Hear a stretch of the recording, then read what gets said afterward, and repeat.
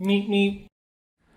Welcome back, guys, to another squirrely video. This one's kind of geared for newer players, and this is especially for Nilsby. Sorry, bro, I don't know how to pronounce whatever your name is, but you asked, so here it is. So today we're going to talk about this new. This is the first time they've ever done this. It's the limited group summon, and it has some absolutely killer heroes on it. So we have Cerise, Diane, Landy, all amazing heroes. So we're going to break this down to three quick topics. I'm going to try to make this as fast as possible. Number one, which of these heroes are good? Number two, which of these artifacts are good? And number three, what should your game plan be for this banner? It's the first time this has ever happened. And again, this is geared mostly for newer players. If you have all three heroes, obviously it doesn't really matter what you do.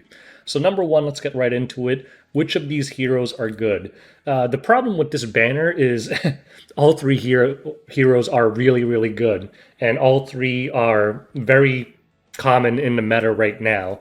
So let's talk in terms of PvE and PvP. If you're going solely PvE, I'd say Landy and Diane are the better picks. Cerise is also decent in PvE, to be honest, but you hardly need her. For PvP, Diane is still really strong, but at the top end meta, she's kind of fallen off a little bit just because there's so much true damage units nowadays, like LR Crow, Blood Moon Haste, and it kind of screws with her anti crit mechanic. But Landy and Cerise at high end PvP, all over the place. They are very, very strong. So, yeah, I mean, the one caveat with Cerise is you kind of really need really good speed gear to make her work, depending on your tier.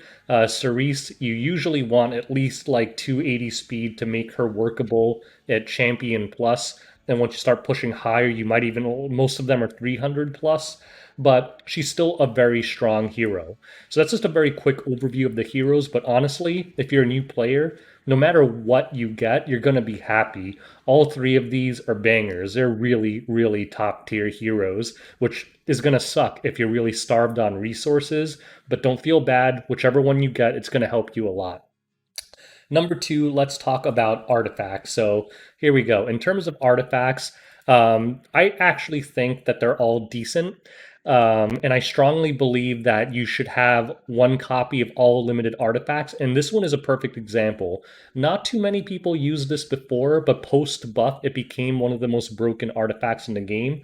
Now everyone's using it. The thing is, most people have it on their landies, but that's because most people only went for one copy because it wasn't that good at the time. After this banner, I guarantee that you're going to see a lot of Cerises, Fliticas, etc. that aren't on Guiding Light already start to be on Guiding Light because all the whales are going to pull like 3, 4 copies so that they can put all their rangers onto it. It's just that good. People think that like they don't want to use it or something. No, it's just because not everyone has multiple copies. And for Landy, it's almost like a must have. Like every Landy I see nowadays is on Guiding Light unless they missed the artifact.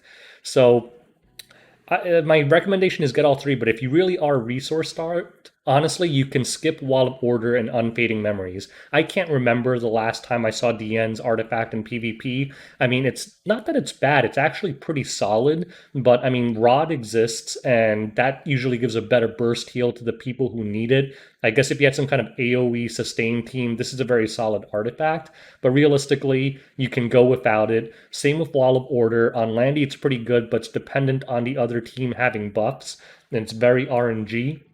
So in terms of Landy, you could probably just get better bang for the buck out of using something like Rheingars. Or again, 99% of Landies are on Guiding Light nowadays because if you build her strong, she's kind of squishy and you want her to have some survivability. Most Landies are on Guiding Light. So if you want a Landy artifact, don't get the Landy artifact, get the Cerise artifact and put it on her. So in terms of artifacts, it's a lot easier than the hero choice. Prioritize Guiding Light. It's super busted. And if you skip these two, you're going to be fine unless they get buffed. So don't come blame me if they get buffed because I warned you it might happen. But as of right now, if you miss out on these two, really not a big deal. So topic number three is probably the one that is most important to you guys. What should your game plan be? Again, if you have no resources at all, you're just screwed. You're just going to have to pray and hope that you could get whatever you want in your 20 bookmarks or 5 sky stones or whatever you have. But if you're a smart player, remember, you should always be having enough bookmarks to pity. If you can't pity, you should always just skip the banner, because this is how new players hose themselves. Because if you get unlucky, and that happens a lot in this game, if you follow my channel, you've seen a lot of times I've gotten super unlucky.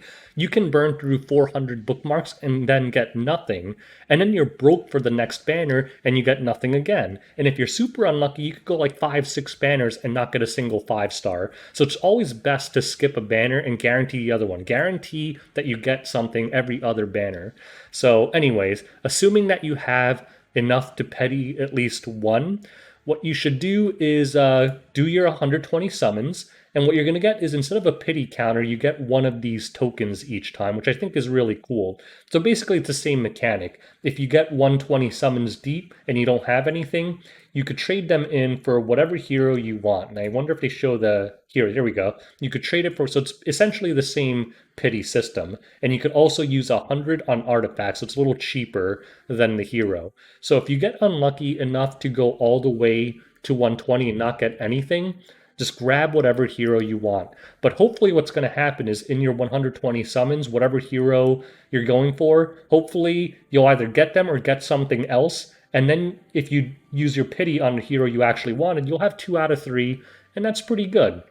Obviously, if you have extra resources, you should try and get all 3. But if you can't, chances are you have a pretty decent chance of pulling at least one of them in 120 summons. And it doesn't count against your coins, so you should be able to pick up 2 out of 3. Worst case scenario, you'll get 1 out of 3. In terms of artifacts, I would say if you have all 3, then you should prioritize buying multiple guiding lights. But remember, the artifacts are also in the powder shop here. So if you have extra powder, don't use any of your star tokens on the artifacts. Just use powder to get the guiding light. Ignore these 2 if you're really resource starved. If you have a lot of powder for whatever reason, you could also buy these 2. I'd say don't waste your star tokens on it unless you already have all 3 heroes and you're just trying to max limit break guiding light, which I feel like a lot of whales are going to do because this artifact is so strong right now. So that's your game plan, basically. Pity, get the hero you want. Hopefully you'll get at least 2 of them. If you're super lucky, you'll get all 3. Don't use star tokens on artifacts. Use the powder. You could probably get enough powder just from getting the random 4-star artifacts while doing your 120. And prioritize guiding light. Ignore Wall of Order and Unfading Memories. As of right now, they're not that important. It's not that they're bad, but you can make do with other artifacts. There's nothing super unique about them. Guiding Light, there is nothing that has the same mechanic as Guiding Light. So if you don't have it, it really neuters your ability to use certain heroes like Landy properly. Because Guiding Light makes Landy very strong, because if they have a single target only team, basically she's invincible for the first turn and they can't open on her. And this applies also to like Cerise. You can make her invincible to things like a Coley or a Sid. It's just a very strong artifact. The other thing for me to say is, if you're a new player, do not chase imprints. I don't know why new players sometimes do this. Imprints are a whales game. They do matter, I mean, at the high end when you're really going up against people with equivalent gear, but 1 copy is enough. There are plenty of legend players who got there using heroes without imprints. Trying to multi-imprint heroes is a waste of resources unless you're whaling. But if you're really going to do it, the one that benefits from imprints the most is probably Landy. Cerise has a self-effectiveness imprint, which is always really strong on debuffers, but realistically, she'll land debuffs on like DPSs anyway, and unless you're really trying to lock down like 200 ER wells, doesn't really matter all that much. Landy is all about damage, and her self-imprint is attack, so it really benefits her a lot. Diane has a self-health imprint, which is always great for Soul Weavers, but again, Dianes aren't usually built super tanky anyway. They're usually built more super fast, so they can turn cycle as quickly as possible. So anyways, Nilesby, I hope that helped out a little bit. Best of luck to everyone who is going to summon on this banner. I'm personally, because I have all 3 heroes, going to be going for multiple copies of Guiding Light. I want at least 3, maybe even 4. So that's what I'm personally going on, as someone who already has all these heroes.